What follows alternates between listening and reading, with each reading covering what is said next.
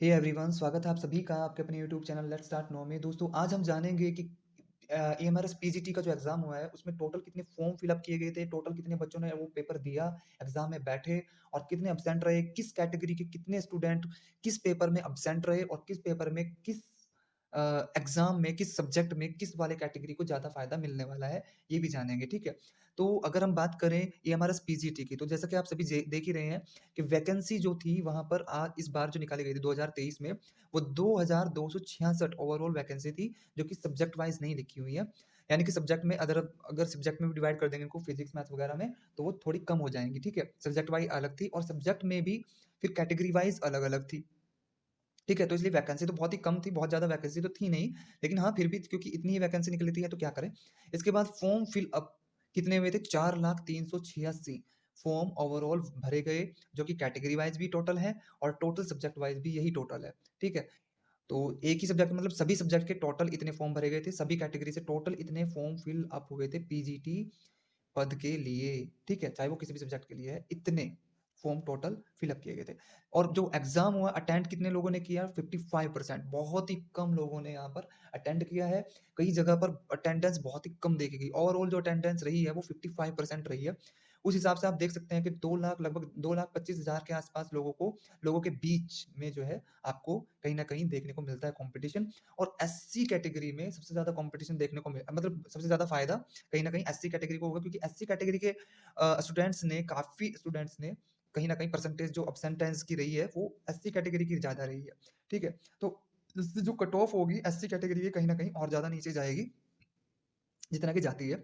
इसके बाद अगर हम बात करें लैंग्वेज क्वालिफाइंग पार्ट, ये भी लोगों के लिए कहीं न कहीं एक चुनौती बना है, क्योंकि 4+4+4 का वहाँ पर हमारा फ़ॉर्मूला था, जिसको हमें क्वालिफ़ाई करना ही था। यानी कि लैंग्वेज 3 लैंग्वेज थी, एक जो है जनरल इंग्लिश, जनरल हिंदी और जो हमारी चोज़न लैंग्वेज थी जो हमने ली थी, ठीक है?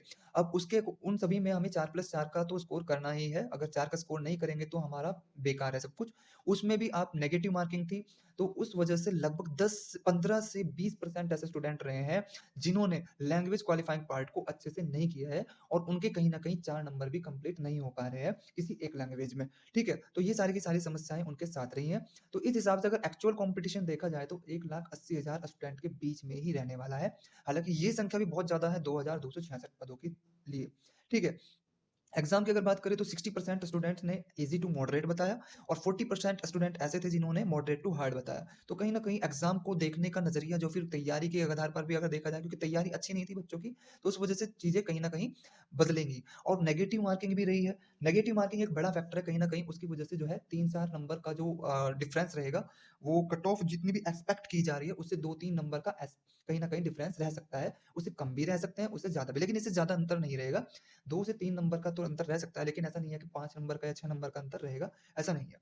अब बात कर लेते हैं कट ऑफ। जैसे कि अगर बात करें हम मैथ्स, इंग्लिश, केमिस्ट्री और फिजिक्स सब्जेक्ट्स की अगर लिए बात करें, तो जनरल की जो कट ऑफ रहने वाली है वो 80 टू 85 रहेगी, जो कि बहुत ज़्यादा है।